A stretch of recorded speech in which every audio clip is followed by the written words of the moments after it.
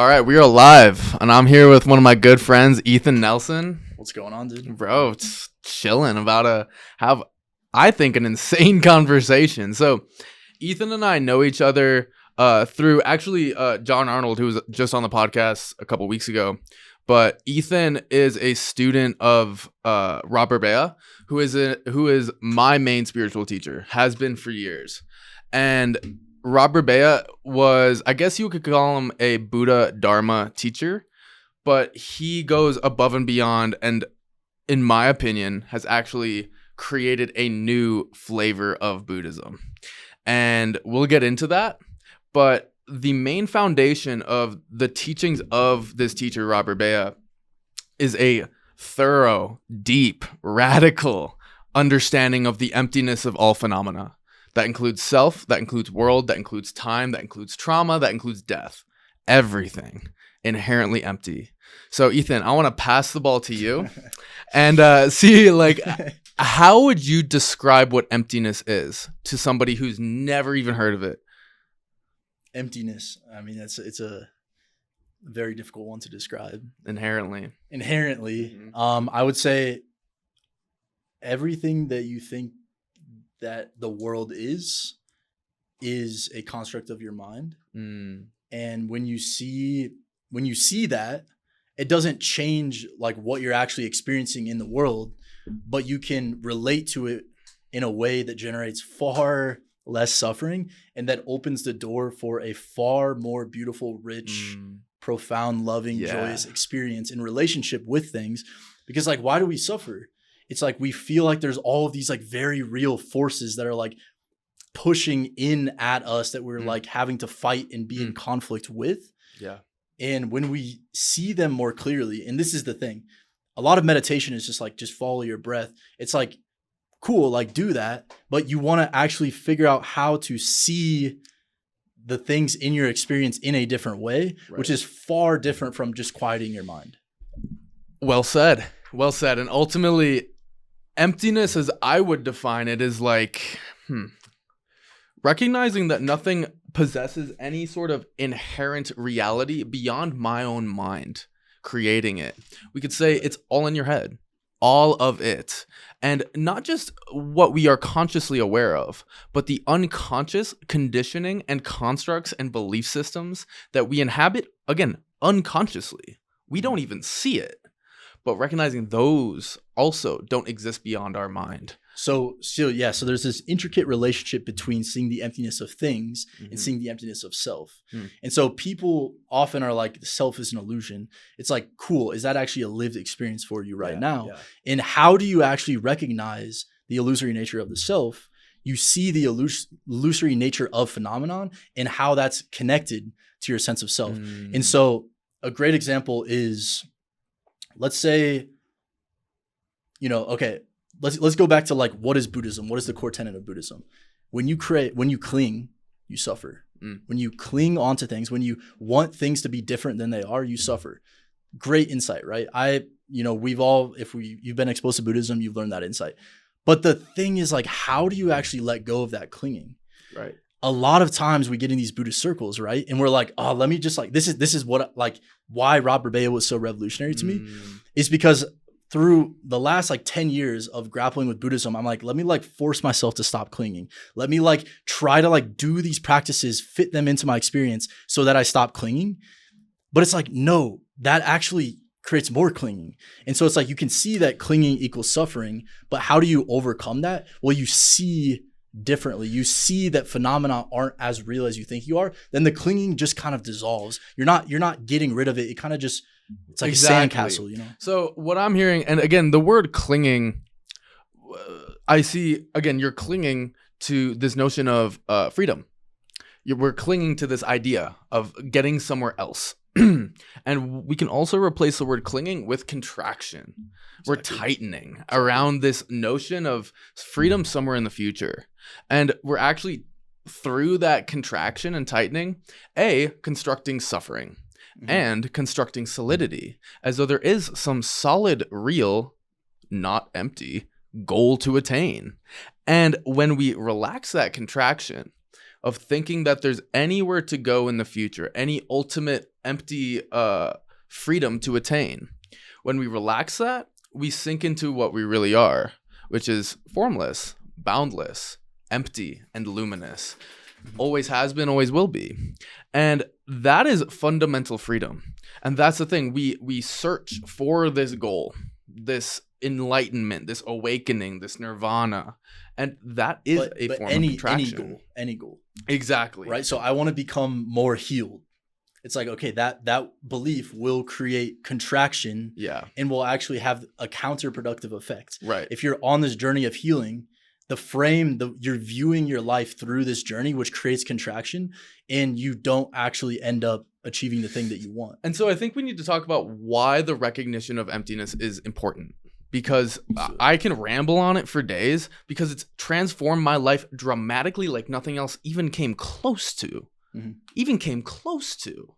now I feel, again, the word I used in my master's thesis, which was about emptiness, is I feel haunted by the beauty of this insight. I will live my life as a result of what this insight has given me. The existential freedom that I feel like I've been blessed with. I don't know how the fuck it came to me.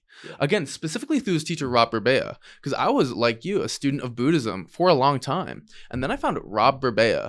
And this man took this understanding of emptiness, really structured it in a very pragmatic way to make it applicable so that you feel the freedom.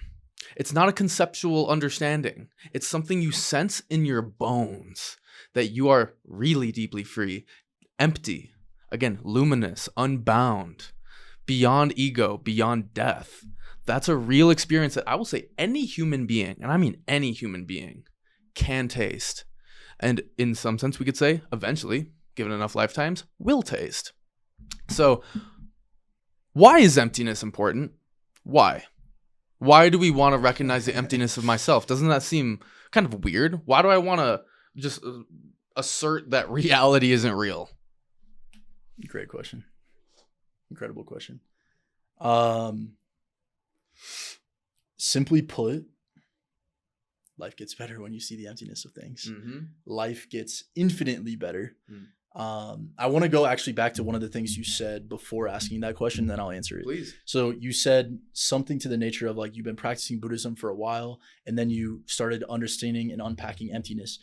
There's a way to approach meditation in Buddhism that is very counterproductive, where Bea talks about this. A lot of insight traditions, you're taught to like, how many sensations can I be aware of per second? And there's this very like, deconstruct your experience, Vipassana, do this thing where you're trying to see as many sensations as you can. But what it does is you're putting too much effort into it, that it creates agitation. Right. It creates this feeling of, and then if you don't understand, okay, and another reason why you should view emptiness, do you have negative self-beliefs that are ruling your life? If you saw emptiness, you would be able to understand how your mind is generating these self-beliefs and let them go, right? Beautiful. And so fundamentally, my take is that a lot of times when we try to heal these stories, it just doesn't work because it doesn't get at the root, right? I can I held this belief for so long. I am not enough. Yeah. Same. And I spent so much time like basically trying to like force it out of existence or something. I would try to like force enoughness. And I use so many tools and techniques to try to force a feeling of enoughness. But it's like, I never actually saw that the belief itself was empty. And as soon as I saw it, it's like, I don't like, there's no more like trying. Like, it's just like, oh yeah, that belief is dependent on all these other things. And so therefore it's not inherently existent. Now my life feels pretty good because I'm not going to say I fully like, it still surfaces, but now I have the tools to basically dissolve it as it's arising. And so that's the core reason why emptiness is essential, because it is the root of our suffering, is the assertion that things are not empty, that this world is inherently real. And for instance, I'm inherently, objectively, not enough.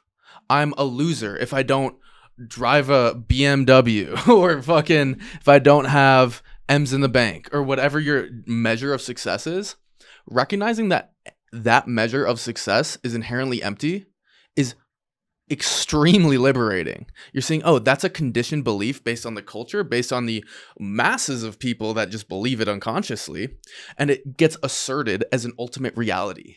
Mm-hmm. AKA, if I don't have the Beamer or the Benz, then I must be a loser. Chicks won't dig me, and my life is a fucking failure. These unconscious beliefs that we have about ourselves, when we understand they're all empty, and in a sense, it is only what you make it, that's what we could say emptiness really is. It's a recognition that life is only what you make it, and that we have the power in our hands right now to write new scripts that are not bound by any assertion of an objective reality. Mm-hmm. Recognizing objective reality, in the words of James Hillman, he said, reality is a fantasy that we have forgotten is a fantasy. It's AKA the story that there is no story. Mm-hmm. No, this story is objectively real, right, guys? Everyone knows that, right? So, still a story. Except we had a little, again, addition that says, oh, but this story is actually real. Still a story. And when we recognize that, can I create new stories, new systems where I'm not bound by, for instance, notions of success or failure? So I want to add on to that, but critique it a little bit. Please. So we talked about, okay, we're getting into the soul making world. You know, what does it mean to like intentionally fabricate better, more soulful experiences? And I would say like, that's great. And I want to dive into that a lot more, not quite yet, but there's a way that you could try to put a new story on your reality, but deep down you still believe in the solidity of the old one. Yep. So it doesn't quite do the trick. I could like visualize all day, but if deep down there's still an experience of solidity, that this story, I am not enough, is a solid, real thing that exists in my internal experience, then I won't ever fully be able to overcome it. And so that is why emptiness is the foundation of all development, all evolution in life, ultimately. And I would love to make the claim, I do make the claim that all psychological healing ultimately arrives at emptiness, right? So if you want to like, oh, I have all of these emotions and they're really challenging, right? It's like, okay, first, like, let's do some meta. Let's cultivate positive qualities of being so that I can hold this and not run away from it. Now I can hold this and not run away from it. Well, if I don't see the emptiness of it, my mind will continually generate that emotion over and over again into infinity until I see how it's being constructed and choose to construct something else. Yeah. And where I want to go with this is understanding how experiences get constructed. Yeah, so perfect. And this goes really deep. So this is the notion of what's called dependent origination, or pratitya samutpada in Pali. This is, again, a core teaching of Buddhism, which introduces us to emptiness. It's like the teaching. The teaching. It is the core of all of the crux of every Buddhist tradition is this understanding of the dependent origination of all things. And you could say that dependent origination and emptiness are the same. Two sides of the same. Totally. Dependent origination implies emptiness. And emptiness implies dependent origination. Anyways, I'm sure nobody really knows what we're talking about right now. So let me explain how I relate to dependent origination. So we can say everything is void. From the lens of emptiness, it's all empty. So how does the world come to be? How do I experience you in front of me? A sense of self, a sense of reality. And it's actually the way I see it, experience it. It's like a smoke and mirrors magic show where the mind actually contracts the void into what seems like reality. And the primary force of that is actually what we could reduce to fear. Some flavor of fear is the contractive force. The primordial contractive force is fear. So anytime there's fear, and again, this is not overt fear in your face. This is extremely subtle flavors of fear that we can't even see. We can't even sense because they are so universal in our consciousness. We just accept it. This is reality, aka flavored with fear and contraction. So, and the contraction solidifies reality and makes it more scary. So it's fear contracts and then the contraction makes the fear greater, and it's this like infinite loop. Exactly. So the way I word it, it's like a cramp in the psyche. So there's a primordial contraction of self, we could say, or self and world. This, again, we contract the void into something that seems real.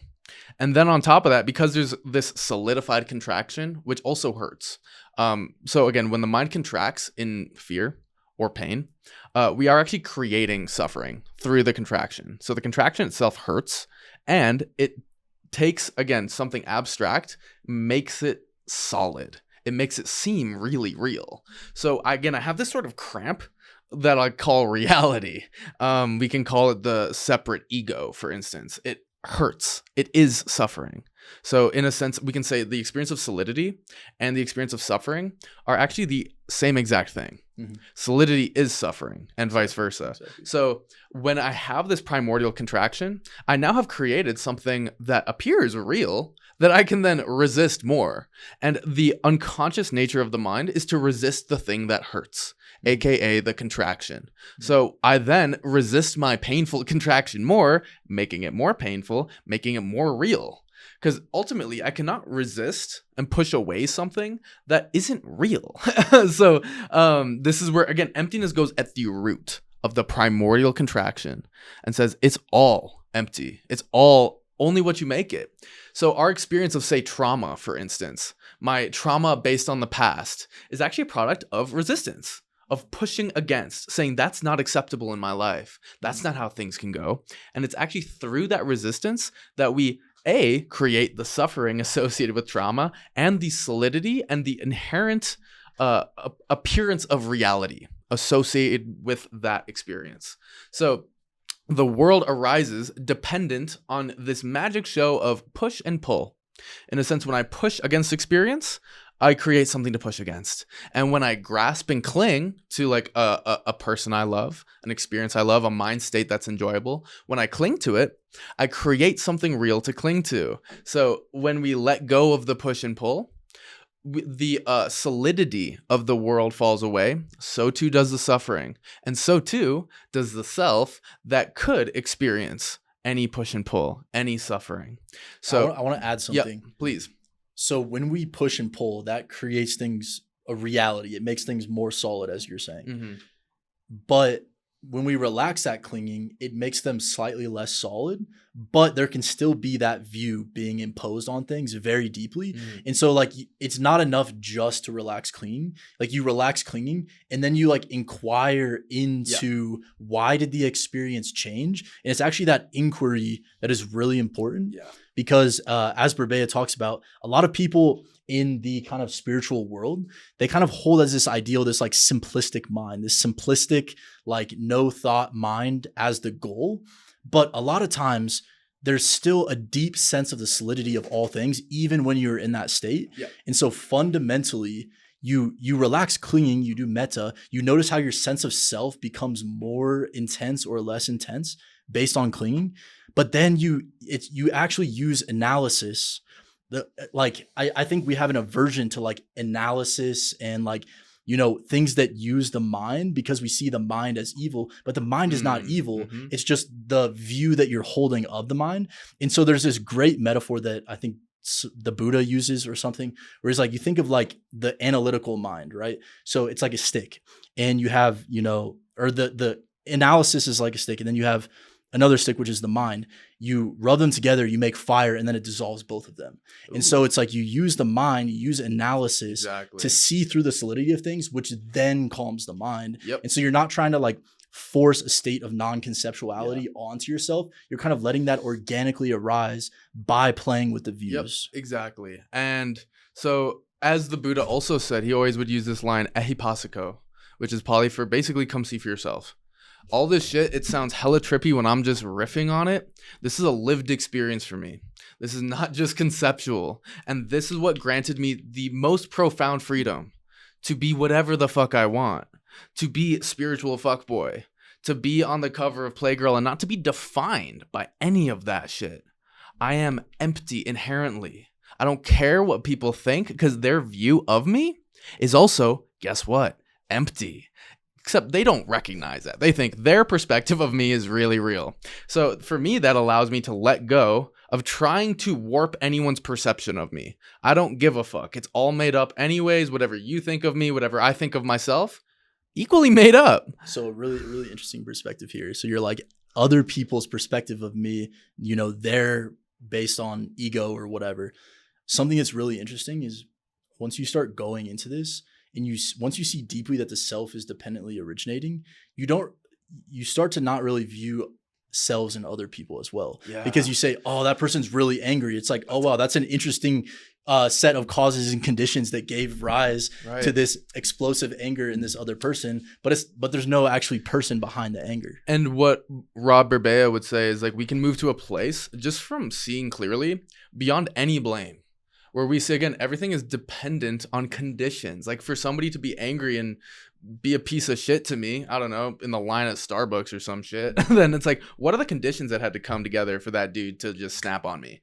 You know, and like, where do I point the finger? Is it at this being right here? Because we can also recognize the emptiness of that being, where they are full of the whole cosmos, these rippling effects of, who knows, maybe their significant other was giving them shit this morning. Maybe she was on her period or some shit, or maybe he lost his job. And so then do we blame the job? Do we blame the significant other? Do we blame the time of the month? Like, where do we point the finger? And we can see how silly any sort of blame is. What am I blaming? Cosmos? Should I point the finger at God and say, God, why'd you fuck up and have that dude be a dick to me in the line today?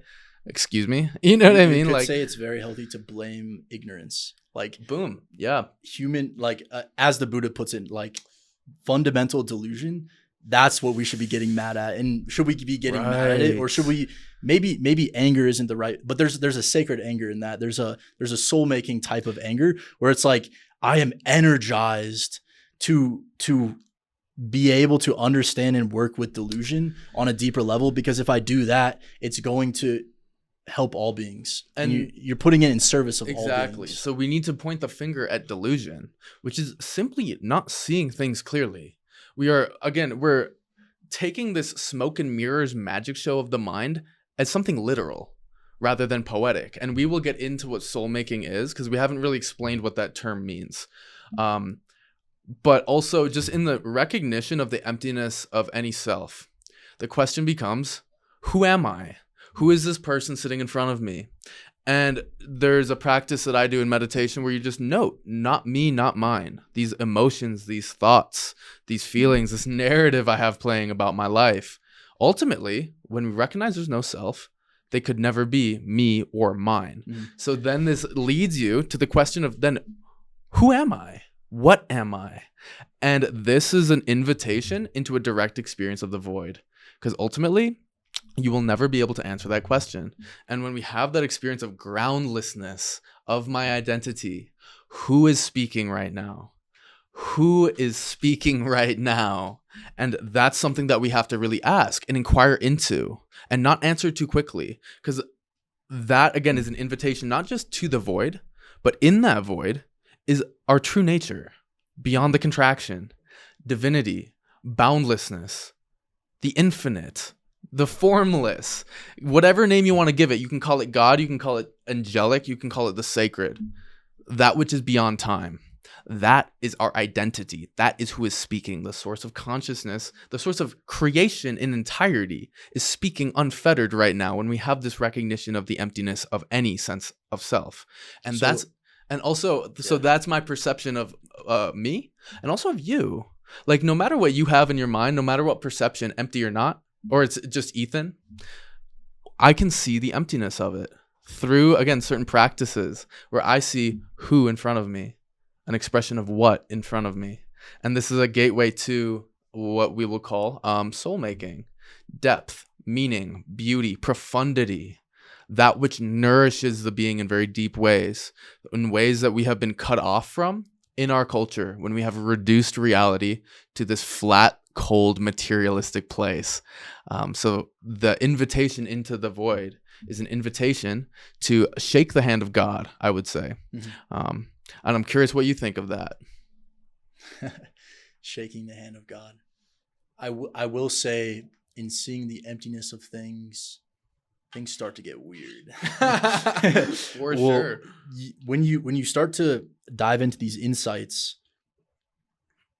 things get beautiful, things get profound, but on the way to beauty, profundity, and joy, there can be this kind of like purgatory of deep confusion and fear. And this is actually like a caution, right?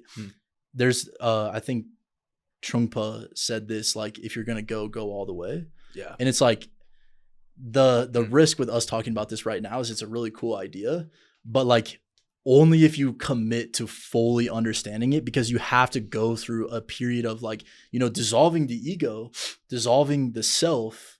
Like it will create fear if you're not careful. And there's a way in which cultivating very warm, positive states of being is fundamental. So jhanas, metta, any form of compassion, you know, like I've spent the last like so many years just trying to get insight, and it kind of fucked me up because it's like it created agitation, irritation, confusion, fear, deep existential fear. It's like, but now that I'm like really making an effort to cultivate this metta, it flavors the emptiness in a completely different way. And there's a way in which the emptiness makes the compassion deeper, and the compassion makes the emptiness deeper. And so there's a couple things I want to touch on. First, metta is the Pali word for loving kindness, for anyone who doesn't know. So it's like loving kindness practice. An example of that is, you know, may I be safe, may I be loved, may I be blessed, or something like that. Repeating just wishing yourself and others well-being. Yeah, exactly. So that's what metta is. And I want to speak on this point that you spoke to about fear, existential fear. And so as we start to actually deconstruct the ego in a very lived way, as opposed to a conceptual, oh, the ego's empty, it's made up, right? Huh, sick. In a very lived way, when you approach the emptiness of self, the ego is terrified. It knows the jig is up. And it recognizes also that it is empty. And that is the last thing the ego wants to experience. It's actually experienced as a death. And I mean like a physical death. That's how much the ego fears ultimate liberation, actually. The ego is the cage. And beyond that cage is our true nature. Again, formless, God, boundlessness, whatever you want to call it. But the ego is the gatekeeper. And if you listen to this topic of emptiness and you feel this something unsettling, something uncomfortable, my question is, who is uncomfortable with ultimate liberation? It would have to be the ego, aka the inherently existing solid me. And this is where Robert Bea comes in really strong, because his entire ethos is play and experimentation, right? And so, and his entire ethos is, if it brings joy and freedom, you're on the right track. Yeah. If it doesn't, you're on the wrong track. And so there's a way in which like we can get closer to truth in a way that doesn't actually bring liberation. And so I think the way that I've started relating to it is like, I do these practices and then I check in, like, how, like, is my experience getting lighter or is it getting heavier? Yeah. And I don't think that's like a repression as much as like, you know, you still want to feel the heavy shit. You still want to feel the grief, the pain, the sadness. But if you're trying to do emptiness work on it, how much it actually hurts is kind of like a barometer of how empty you are seeing it. So what was just coming in my mind is so the notion of what is comfortable for the ego. What's comfortable for the ego is actually what we could call delusion and ignorance. It wants to believe in the inherently existing world so that it feels safe. Because if the world's solid, I must be solid. I must be real because the world's real, right? Duh. Right. So that's what the ego thinks, and that's what it most deeply craves, is comfort. Something to call home. The soul doesn't give a fuck. The soul literally just wants you to recognize what you really are, which doesn't have to be afraid of any sort of finality, because what we really are was never born and could never die. That doesn't give a shit about the safety of the ego. So we see how the ego is a small finite construct. And beyond that is, again, what I would call some flavor of God consciousness, boundlessness, or Buddha nature, as they say in Buddhist traditions. And again, recognizing that the ego is fundamentally afraid of that freedom, because it implies the recognition that the ego isn't just dead, but it never actually existed in the first place. Mm-hmm. That what I thought I was, again, a construct in my own mind. And this is terrifying for the ego. But I don't think it's actually kind and compassionate to let people spin and ruminate in a cycle of suffering based on illusory conceptions. That doesn't seem kind to me. That seems actually like you're letting somebody just suffer in a dream. Why don't you wake them up and say, hey, you know that was a dream, right? That seems like real compassion. And so again, safety, comfort for the ego is paradoxically or counterintuitively just feeding ignorance and delusion, where the comfort for the soul is breaking out of that cage, shedding the skin of our illusory nature to open up to what we really are, which is boundless, formless, empty, and luminous inherently. What I'm curious about is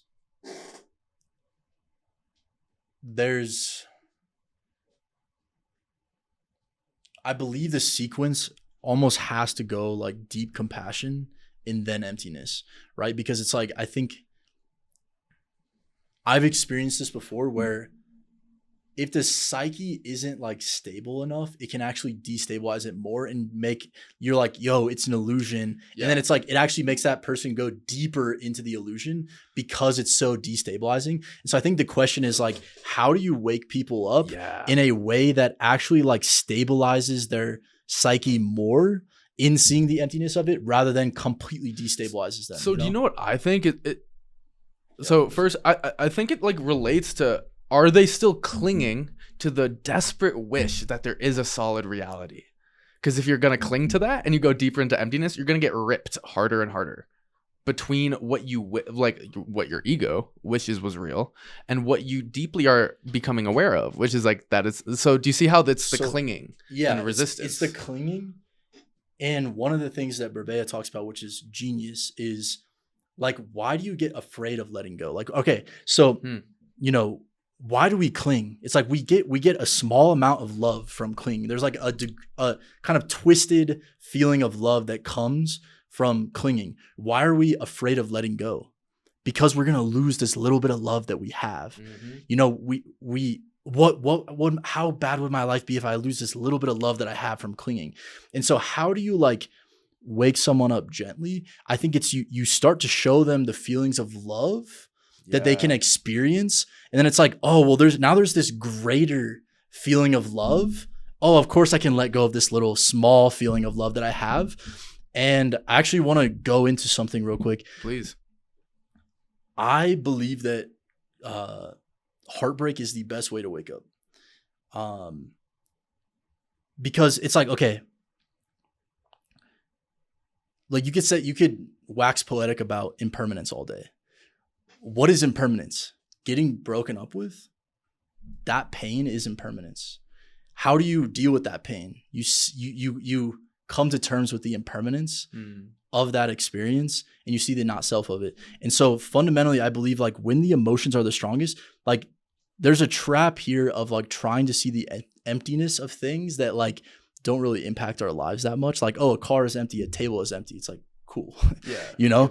But it's like, no, this person that you hold in your mind that you're grieving, can you experience that emotion and see the ways in which you're fabricating this entire story about them, which is creating more suffering in the present?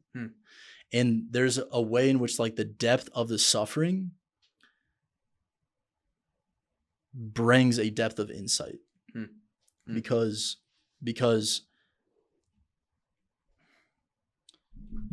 there's a desire to understand if I'm suffering deeply, like, okay, so I went through a breakup recently and I had this experience of like 3 months later, like a bunch of just like, and I was like isolated for a long time. I was like doing a lot of like I just was in a cabin in Canada basically. And there was this deep experience of like kind of like desperation. And then in that moment, I'm like, oh, wow, I want to learn how to not ever be desperate again. I do not want to embody this level of desperateness and neediness. How do I do that? What were you desperate for? The small amount of love that this person had given me that I want back. Yeah. Right? So I'm like, okay, I was like, oh, I want you back, whatever. And then after a while, I was like, why am I doing this? I don't want it. Like, this is not a state that I want to be in, right? And then that got me asking the question, well, what is love? What actually is love? What does it mean to love another person? It's like fundamentally, if if there's expectations that that person will like give you love, then you're kind of just like sucking it out of them. Right. And so then the question in my mind that came up was, how do I cultivate that for myself so that I can be entirely self-contained in my experience of well-being and not expect another person to give me an experience of well-being that I don't already have. And then that led me to Robert Bea. And I'm like, oh, wow. Okay. So there's metta and emptiness when cultivated together. It's like the deepest experience of self-love imaginable, right? I could try to love myself, but like, if myself is still deeply solid, it doesn't work on the deepest level. It can reduce suffering in a way, but I'm like, okay, I want to figure out how to show up in relationship more effectively, more lovingly. It seems to me like emptiness and compassion and metta are like kind of the secret keys to actually being able to show up in relationship in a way that's truly healthy. Yeah. It's like once you understand this stuff, the repercussions and implications of it go to so many facets of life. Yeah. Yeah. And so taking a break from emptiness, I want to talk about love, and specifically self-love, and how our culture seems to be, how do I put this? Desperately seeking love, usually externally, either through measures of success, i.e. money, power, or through the fantasy of a romantic partner who can finally fulfill this infinite black hole in my heart. We think it's outside of ourselves, the key to my happiness and love. And the radicality of really Buddhist teachings is that we hold the keys. Right now, you can love yourself regardless of your external circumstances, regardless of who's around you and how they treat you.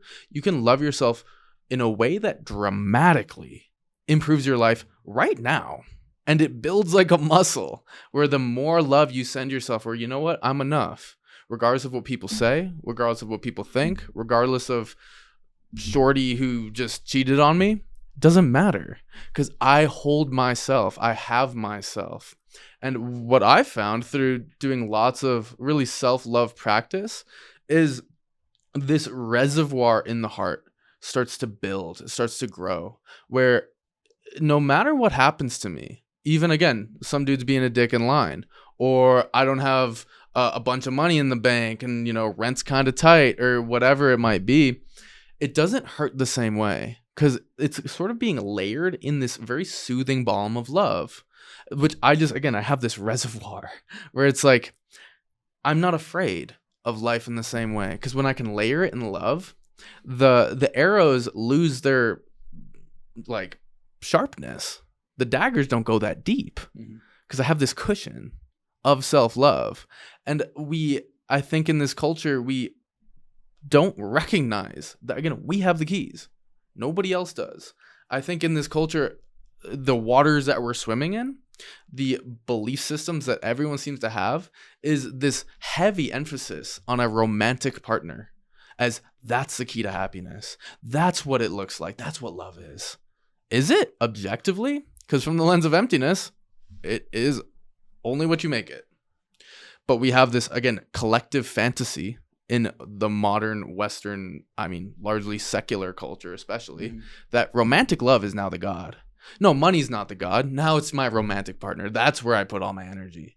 Sure. So not to bring it too deep again, but we talk about dependent origination, right? So why do we suffer? This is something I've been thinking about. Why do we suffer so much? Why do so many people suffer? Not everyone suffer so much when they're single. It's like because there's this condition in the culture which says that romantic love is the ideal that we all need. And then we pick this up, and then it creates these self views in this duality of single versus in a relationship, and we constantly push away from one and attach to the other. And it's not, oh, okay, I feel shitty about myself because I'm not in a relationship. It's like, well, why? Maybe it's because you got these messages from your culture and you're not able to see that they're not actually solid. Yep. And how many relationships that are actively going on is actually an attempt to avoid the pain of being single, being in a shitty dog shit relationship. Because, if I'm single, then that means I'm not enough and everyone's going to know. I can't do that. I'd rather just suck it up and devote myself to a 50-year marriage with somebody who's mids and just settle for a mids relationship. And I'm like, do you really want to do that? Like, what happens when you recognize the emptiness of those conditioned beliefs? No matter how many people believe that, oh, if you're single, that must mean you're not a high quality individual. That must mean that, again, you're a low status male or some shit. Whatever the story in the culture is, can we recognize that's made up? It doesn't inherently have to haunt you, only if you let it, through the, what I would say, the lack of recognition of its inherent emptiness.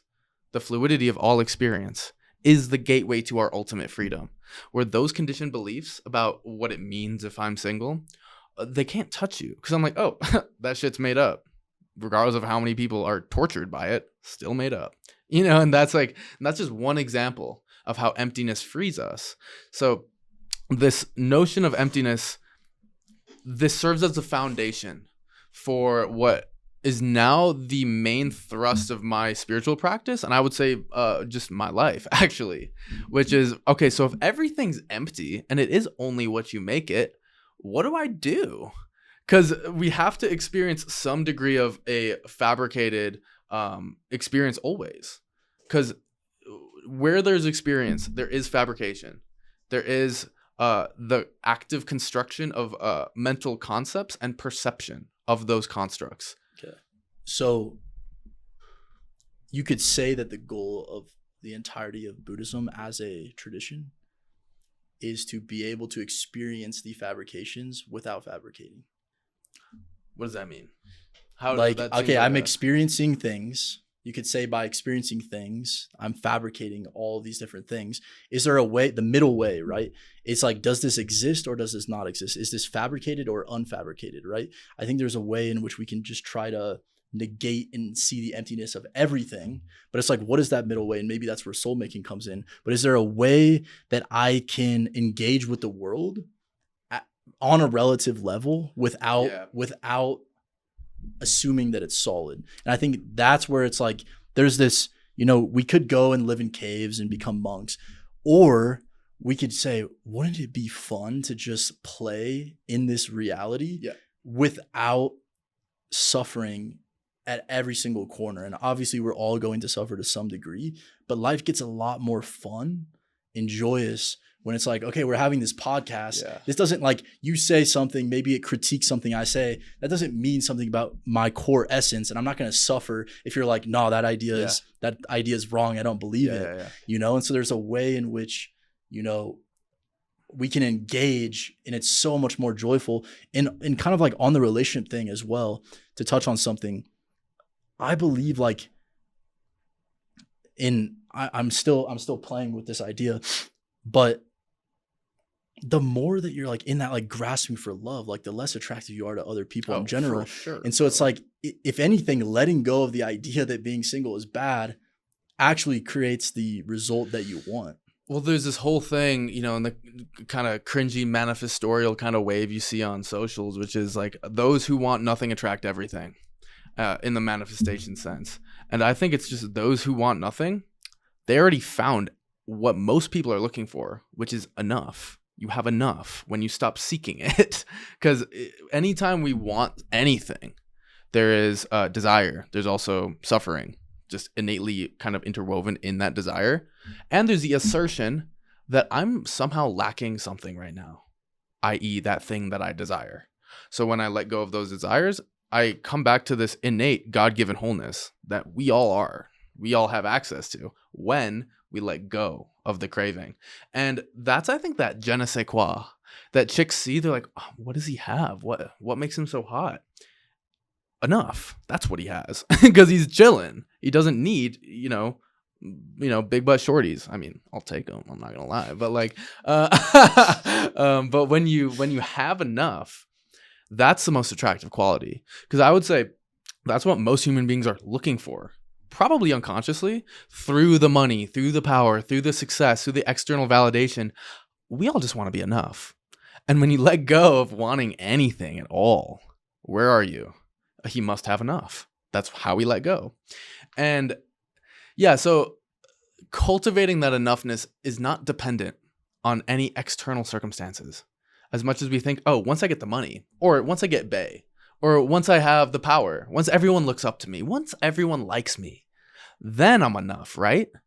And the beauty and the profundity is in recognizing those things externally never had the power to make you enough, because only you have that power, and you have it regardless of having those things. You hold the keys right now. We hold the keys right now. And the question is, are you enough for yourself? Are you? Or do you need Bea and you need the money and you need the power? Because if you say you do need those things, and so it is, you've made a world where that's true, and you are lacking, really.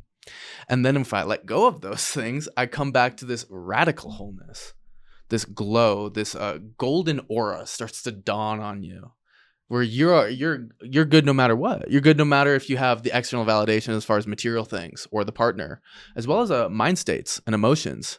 I don't need to be happy all the time to be enough. I don't need to feel good. I don't need to have positive thoughts all the time in order to be deeply enough, deeply whole. And not just with myself, but with the world as it is, regardless of the genocides, the crazy trauma, the potential nuclear wasteland that we're looking at in the future. Who knows? The AI takeover. Is that enough? Or do I wish it was some other way? Just notice what happens. The more I push away reality, the more I construct suffering, the more I construct a hellish existence at the level of my own subjective perception.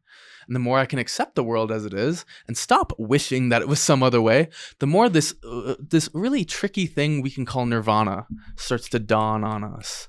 Not by wishing the world was some other way, but by completely and radically accepting it as it is. That's where all of a sudden, wait, it really is perfect. And it was my own mind that was turning the other way, that was turning away from what I'll call the kingdom of God. You're saying, why can't you be different, heaven? You know what? I just don't like you the way that you are. And the untrained mind is, boom, constructing hell out of thin air, constructing resistance, constructing suffering out of thin air. It's not inherently there. There's no real problems here except the ones that we create. So again, it really does ring true, that quote, which is those who want nothing. I would say not just attract everything, they seem to have everything. And interestingly, also maybe are everything through the letting go.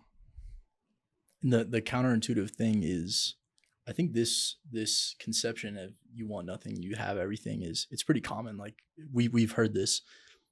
The interesting thing is like there's no way to like, it kind of implies like, okay, let me try to like come off as if I want nothing. Mm-hmm. And like, let me just like, you know, push everyone away. And it's like, no, you can smell that too, because it's like, that's not it. Bro. That's not it. You can't pretend like you are enough. Right. You can't pretend to want you nothing. You have to act. It has to burst through you like a fountain from within, not as like, like let me force this idea of enoughness on myself and then let me like try to make other people see me as enough. It's like that doesn't work. It doesn't work. And that's the thing. You have to be authentic, because I mean, it's not going to lead you to freedom.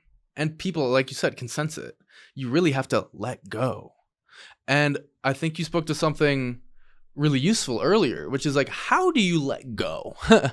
And Robert Bea talks about this in his teachings, which is like, it seems almost like silly to ask someone who doesn't have any reservoir of love within them to let go, because you're letting go of this idea of something that will save them, aka the money, the power, the Bea. If I let go of that, then I'm going to fall in this painful cold abyss because I haven't cultivated any self-love. So in order to actually let go, the most potent practice that I've found is actually self-love. Self-love. It's a trippy statement when we're also referencing the emptiness of any ego. But so loving the self, loving this being right here, actually is a doorway to emptiness, interestingly. Because while fear is the primordial contractive force, love is the primordial expansive force. So when I love my life, when I love my quote unquote self, when I love the world, the solidity of it all starts to fade. And I start to be able to taste really the beauty of emptiness through actually love. Because love expands, and then all of the contractions of suffering and solidity start to just be loosened. It's like you're massaging that knot through love, and everything opens. The light can get through when it's not so tight and dense. And it's like, oh, wait, this is how things were when I wasn't, I guess, contracting. So it's an interesting feedback loop where the more that I can love my quote unquote self, the more I see through my quote unquote self. And actually, the less that I ever even need a self present, I can dwell in the void with enough self-love and be chilling. I'm not afraid of annihilation because of the presence of a good amount of love. It doesn't matter when the love is present. It doesn't matter if I'm real or not. Why? Because I have the love here. And that's really what we're looking for. So there's, again, it's interesting. The love, the cultivation of metta, again, loving kindness, is a doorway into emptiness. But also, vice versa, emptiness is a doorway into love. Because when I recognize everything is empty, all the chains are broken. And I could cry thinking about this. And I have in the past when emptiness first sunk for me. Just the radical freedom of what we are, the radical freedom of self, the radical freedom of this dream could bring me to tears when everything isn't so tight. Because you realize everything is love, everything. Through the letting go, you recognize that. And it's one thing to say that, it's another thing to taste it. Yeah. Yeah, absolutely. Resonate with all that. But I want to talk about soul making. So again, we kind of went on a tangent, but that happens with these topics. Can I actually drop something real quick? Please. So there's this idea that the way to change a society is not to fight against it, but to create something better. Right? And I think it applies to self-development or spiritual development as well. The way to let go is not to fight against what you're clinging against. It's to experience a love and a beauty so deep that you just kind of naturally are drawn to that. And it's like I think when you get a sense of either you experience that, like, peak experiences are a classic example. Like someone has a peak experience on a psychedelic or something, and then they're like, oh, now I know it's possible. I think that's it. Like, you want to get a sense of what's possible, the depth of beauty and love that's possible. And then it's like, okay, now I'm just going to naturally be drawn to letting go of the contractions of the self, versus if I was, went to a Buddhist retreat and they told me that the self is an illusion, and now I have this idea in my head that I need to realize the illusory nature of self, that's never going to work as well as just being organically compelled towards a depth of letting go because you see the beauty of it. Yep. And that's the thing. For me, this kind of relates to the 4 stages of enlightenment in Hinayana Buddhism, where they talk about stream entry. When you've entered the stream of awakening, which, I mean, we could also call our true nature, it changes you permanently. You can never look away from that. Even if you step out of the stream, which according to that model, you will. Basically, you'll snap back into habitual patterns of seeing and the conceptual belief systems that we've been conditioned into. But for me, once I tasted the beauty of what I would call enlightenment, even after I stepped out of that, again, it haunted me forever. That's what I mean when I say emptiness. I'm haunted by the beauty of that. I can never look away, because no matter what, no matter how much, again, power, success, money I have, whatever happens, I've tasted something so much better than that, and I can never forget it. And again, I feel haunted by that beauty, where they say in, again, the Hinayana Buddhist framework of the 4 stages of enlightenment, once you've tasted stream entry, they say it's within this lifetime you'll reach full enlightenment, or within the next lifetime. Either way, you only have 1 or 2 lifetimes max, because you can never forget it. And there's something so beautiful about that, because it's like almost like seeing a mountain vista, and you just see a crack of it like through a fence at first. You're like, holy shit, what is that? And then you get sucked away, taken in the momentum of, again, conditioned belief systems, but it will haunt you forever. And there's a beauty in that. And it's my sincerest desire that anyone listening to this, if I can introduce anybody to stream entry through even just this conceptual understanding, what a blessing to be able to give somebody the best thing that you could ever get. And I will say that without a doubt. Fuck the money, fuck the power, fuck the status. It doesn't have shit on this. And I'll say that till I die with 100% certainty. Why? Because I've tasted it. And I am living my life actively haunted by it. And I wouldn't have it any other way. Yeah, it's like something that Nagarjuna said. He said, like, tasting emptiness is more magnificent than the magnificent. It's like, it's unfathomably magnificent. And it's like, it's hard to talk about it if someone has never actually tasted that. But I fully agree. Like, as you start tasting it, and it's like, I would not claim that either of us are like fully realizing it. Not even close. But I've tasted it. But there's a taste. Yeah. When you taste that deep, profound joy and well-being and freedom, it's like, I've been running a business for the past couple of years, made more money than I ever thought I could make in a year. And now I'm just like, and this is what people worry about. They're like, are you going to get to the place where you're just not motivated anymore? And it's like, yeah, I'm still motivated. Like, I'm still gonna like make enough money to do pretty well and to survive. But like, I'm not gonna suffer over it. Like, I'm not gonna build up an entire identity around this business in this mission when I know that the depth of what I have to offer the world is going to be so much more when I am coming from this place. Yeah. When I am rooted in any degree of realization. And the recognition of emptiness. So that is, again, traditional Buddhist awakening and enlightenment. It depends on the tradition, actually. But I will say the freedom that, again, you will taste when you really gain insight into emptiness is the most profound blessing you can ever be bestowed. And again, I say that confidently with a knowing, because I've been there. And it's and also this brings us to, again, I want to talk at least a little bit about soul making.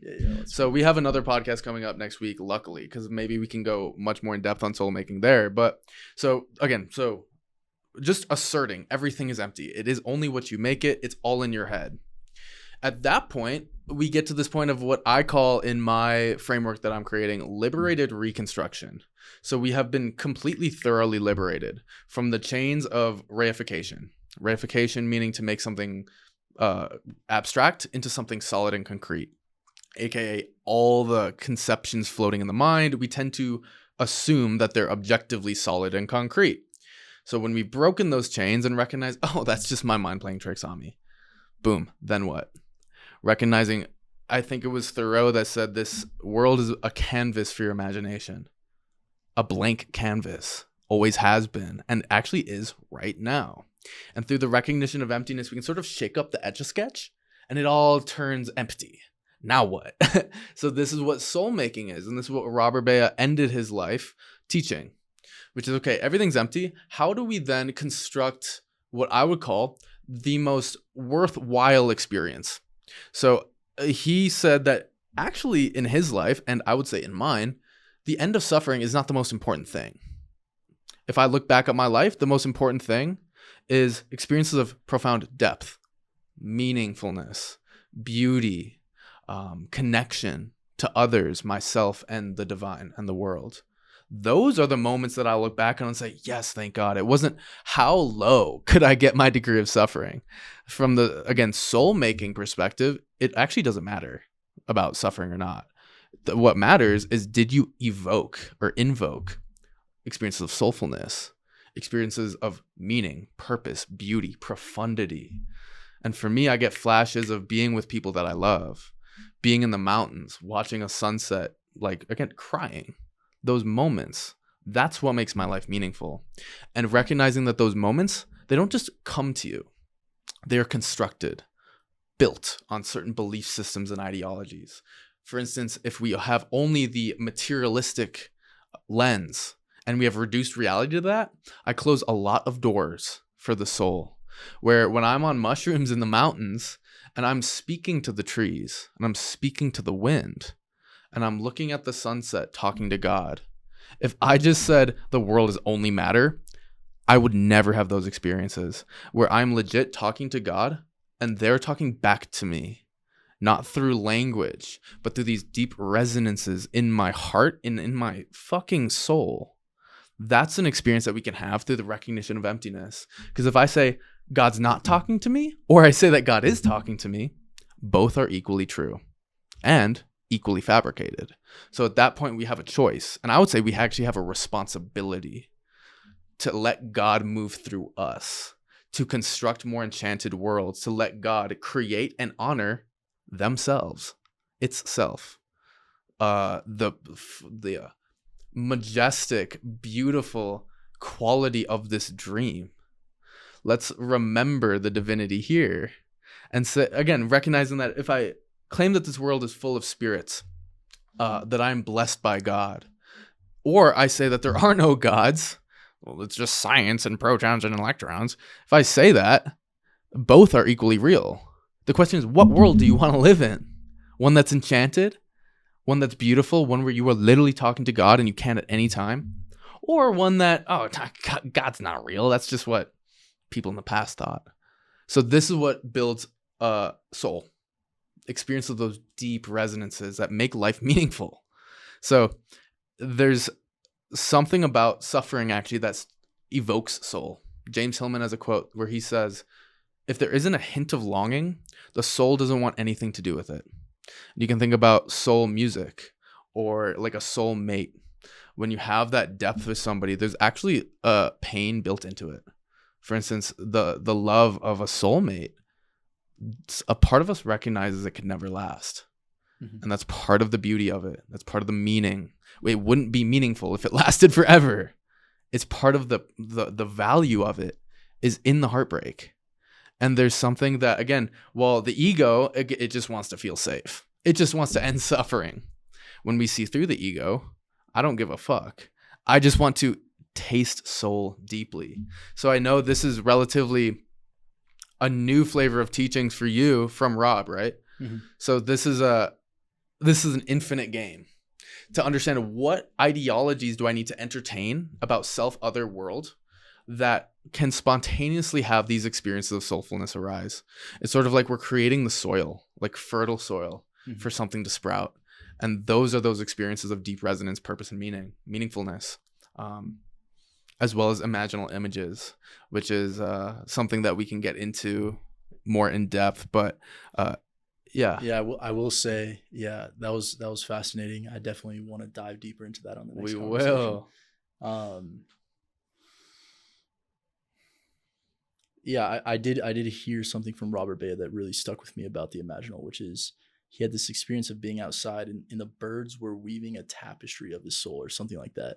The birds chirping, the sound of the birds like was weaving something in his soul. It kind of reminds me of how people describe ayahuasca. I've never done it, but it's like there's these like ways in which the world is like impacting us and affecting us in ways that's not like impersonal, or that it's not like there's a and he also talks about image. Like you're not trying to get this crystal clear mental image. It's like from the little that I do know about it, it's like, what is this like felt sense or experience that wants to arise in me? And it might be fabricated and it might have suffering. It will be fabricated. Yes, it will be fabricated. How is that impacting me? Exactly. How is that touching me? So this is why I call it liberated reconstruction, because we recognize, in a sense, the transparency of our own fabrications, but we're not afraid of them. We've actually touched into the void enough, and it doesn't have to be all the time. You can never really hold on to the void, because in the world of experience, there is always fabrication. So the question is, what do I want to consciously choose to fabricate? Mm-hmm. And we can recognize that some of our own fabrications will lead to suffering, limitation, a cage in the psyche. And other fabrications will lead to transcendence, connection to God directly, connection to self, connection to others, deep beauty. What myth do I want to inhabit? Recognizing any myth is equally fabricated. What myth is going to invoke, for instance, courage? What myth is going to invoke beauty? Something to say here too is moving between the images as well. It's not like let's find one image, the consciousness is everything versus materialism. It's like let's pick up the materialist worldview. If I'm trying to build a bridge, let me pick this material worldview and then let me put it back down. And that's the thing, the materialistic worldview is not inherently bad. It's when we say this is the only valid worldview that it becomes bad, because then it becomes a limiting cage. So the freedom is I can pick up the materialist view and I can put it down. And this relates to Robert Bea's ways of looking approach to practice, where when everything's fundamentally empty, all we are left with is different ways of looking, different ways of seeing the world, all of which are fabricated and empty, that we can pick up and put down, depending on what is going to serve us at a given time. Mm-hmm. And this relates to how we frame an experience determines what the experience is. An example that I had recently is, I was going through a lot of suffering, a lot of grief, and I was like taking it really personally. Oh, what does this mean about me as a human being? I'm worthless, I'm a loser, whatever. Those were like the stories. And then I was like listening to some Robert Bea and some imaginal stuff. And I'm like, what if I like switch the story to like I'm this like warrior that's like being tested to deepen my understanding of reality? Whoa, the experience just shifted. Or for me, it's like I see like the darkness, the pain, the heartbreak. These are blessings from the angels. Like really, you can see your darkness as a blessing. And that's equally as valid as saying, oh, why me? Why did I just have to get fucked by life? What if the angels want something from you that you will only give through pain, through darkness? If everything's hunky-dory and you're chilling your whole life, it's not going to push you to really give to the world in a certain way, and maybe the way that the angels need. So maybe this darkness is a blessing. Maybe Archangel Michael himself came and stabbed you in the fucking side because he's like, we need something from you. Are you ready? And he stabs you on purpose, and that is a blessing. And I look back on the darkness in my life through that lens of the angels asked something from me, and there's a part of me that said yes. And thus, boom, depression, darkness, like I'd never experienced it in my life, and forcing myself to find a way through that. Mm-hmm. Now I feel blessed with this ability to serve, this ability to really heal, not just myself, but the world around me in a profound way. And would I ever be able to do that if I was not blessed with the pain the angels gave me? And so again, that's a view, that's a way of looking that we can pick up that for me brings, I get chills even saying this. It brings confidence, courage, and actually duty to something beyond myself, as well as a skillful fabrication of divinity, of a world that is not dead and lifeless, that is talking to me always, and that I'm actively interacting with. So I hold that view, but I see its emptiness. I see it's transparent. It does not make it any less real in my perception. Just like a play. When I see a play, is it real or is it not real? In a sense, it's sort of both, and maybe kind of neither, because you experience it as real, but also it's made up. And so this is it's a perfect example, right? For emptiness. And this is what Bea says, the middle way of the imaginal, neither real nor unreal. How is it neither real or unreal? Which one is it? Again, that's the ego craving some solid ground to stand on. Is it real or not real? Do you tell me? Why do you need an answer? All of experience can be actually starting through this practice. You can start to experience everything as imaginal, neither real nor unreal. And that's where there's this fundamental freedom of, is the self real? Is my death a fundamentally real thing? Well, sort of, but also no. And it's like, can we allow ourselves to sort of float in the void of uncertainty on this middle way, again, between real and unreal? Because as long as the ego actually clings to some certainty, we're trapping ourselves. Either I cling to the, conditioned materialistic lens and I'm trapped in that cage, or I'm, some spun out hippie, some new age hippie who's then clinging to some enchanted view of, oh, I'm God conscious, I am Jesus Christ, I'm talking to angels objectively. That's also a cage if you solidify and reify. So emptiness is actually, I see it as a safety net where we can play with perception freely and really try on really profound, far out ways of seeing without getting trapped in them. because you see so many people, especially in new age circles, that are just like, again, spun out. And it's like, do you really want to be that? You can be free to really play in perception and see it all as transparent. And that way you're not stuck in the secular view, and you're not stuck in a reified, enchanted cage. Do you see what I'm saying there? Yeah, exactly. It's pretty profound. You have this ultimate, again, safety net where I can shake up the Etch a Sketch at any time. And I'm like, oh, well, archangels and shit, I'm not vibing with it right now. Now I'm just Ben the Human. And you know what I mean? And it's like that there's like a meta level of freedom that we start to step into beyond the world is this way or that way, but into the recognition, oh, it really is only what we make it. So this is where we start to tap into what I would call a degree of God consciousness. And again, this is accessible to everybody. Why? Because everybody is what? An extension of what? God. It's again like we're wearing a mask that says otherwise and solidifying that mask. It's like, no, I couldn't be God. It couldn't be me. Sure, if you say so. Because guess what? You are God. And if you say so, and so it is. So, yeah, I think I would love to actually riff about soul making more next week. So we're recording on Monday again. And bro, this was a fucking epic conversation, bro. Yeah, man. Good stuff. Before I let you shout out kind of you and what you're doing, I want to shout out Robert Bea. So shout out the fucking GOAT. R.I.P. the legend, dude. He died of pancreatic cancer in 2020, which is interesting too. What an interesting timing. As he's coming up with these profoundly earth-shattering ideas. I would not be doing this if it wasn't for Robert Bea. I would not be me. I would not be this person speaking right now if it wasn't for the teachings of this man. He created a book called Seeing That Freeze, which is the most profound introduction to emptiness you will find. And if anything resonated with you in this conversation, I would highly recommend buying that book and reading it. And it is dense. But if you want existential liberation, it will take you there. And Rob, also, you can check out the Hermes Amara Foundation. This is a website his students made for him after his death. He with I think like 500 plus talks and videos from Robert Bea talking about everything from ending suffering, traditional Buddha Dharma, to soul making and constructing more beautiful worlds from the inside out. So shout out Rob Bea. And I want to give you a chance, Ethan, to shout out what you do.